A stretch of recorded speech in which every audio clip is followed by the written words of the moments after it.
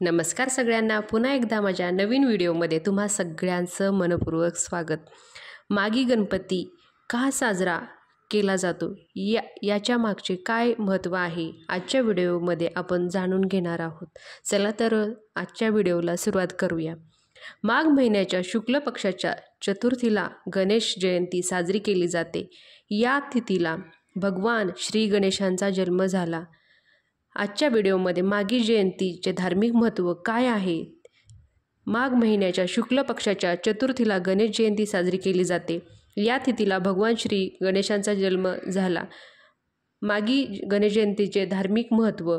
माघ शुद्ध चतुर्थीला भगवान श्री गणेशांचा जन्म हा दिवस गणेश जयंती किंवा माघ गणपती या नावाने साजरा केला जातो। भाद्रपद महिन्यातील गणेश उत्सवाप्रमाणे मागी गणपतीला देखील श्री गणेशाची पूजा केली जाते। गणपतीने 3 अवतार घेतल्याचे सांगितले गेले आहे। या 3 अवताराचे 3 जन्मदिन साजरे करण्याची प्रथा आहे। त्यापैकी म्हणजेच मागी गणपती। गणपतीने 3 अवतार घेतले। गणपतीने एकूण 3 अवतार घेतल्याचे मानले गेले आहे। गणपतीने पहिला अवतार वैशाख पौर्णिमेच्या दिवशी घेतला। हा दिवस पुष्टीपती विनायक जयंती म्हणून साजरा केला जातो। तर दुसरा अवतार हा भाद्रपद शुक्ल चतुर्थीला घेतला गेला। या दिवसाला श्री गणेश चतुर्थी म्हणून पार्थिव गणेश पूजन करून साजरा केला जातो।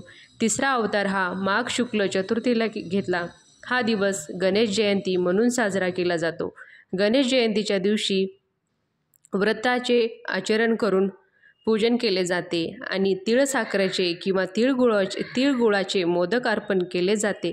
त्याचप्रमाणे दिवसभर उपवास करून सूर्यास्तानंतर भोजन केले जाते।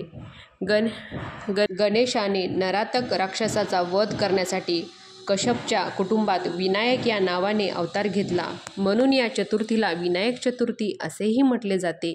या चतुर्थीला तिलकुंद चतुर्थी असेही म्हणतात। गणेश चतुर्थीच्या दिवशी पाण्यात तीळ घालून त्या पाण्याने स्नान केले जाते। तसेच उपवास देखील केला जातो। माघ महिन्यातील गणेश जयंतीला धातूतल्या पाषाणाच्या किंवा मातीच्या गणेश मूर्तीचे पूजन केले जाते। प्रथम मूर्तीचे प्राणप्रतिष्ठा केली जाते। तसे आवाहन, आसन, अर्घ, आचमन, स्नान, यज्ञोपवीत, गंध, पुष्प, दीप, नैवेद्य, मंत्रपुष्प, प्रदक्षिणा आणि नमस्कार अशा एकूण 16 उपचारांनी श्री गणेशांचे पूजन केले जाते। तसेच माघ महिन्यातील गणेश पूजनात पत्री अर्पण न करता दुर्वा अर्पण केल्या जातात। त्याचप्रमाणे पुरणाच्या मोदकाऐवजी तिळसाखरेचा मोदकाचा प्रसाद अर्पण केला जातो। या पूजेसाठी गणेश मूर्ती लहान असावी असे सांगितले गेले आहे। विशेष म्हणजे या गणेश मूर्तीचे विसर्जन करण्यापूर्वी उत्तर-पूर्व पूजा करून मूर्तीमधील देवत्व काढून घेतले जाते। त्यानंतर मूर्तीचे विसर्जन केले जाते। तुम्हाला आजच्या व्हिडिओमध्ये ही परिपूर्ण, खरी आणि अचूक असल्याची माहिती तुम्हाला कशी वाटली ते नक्कीच कमेंट करून सांगा। तोपर्यंत असेच नवनवीन व्हिडिओ घेऊन येण्याचे मी प्रयत्न करेल। धन्यवाद।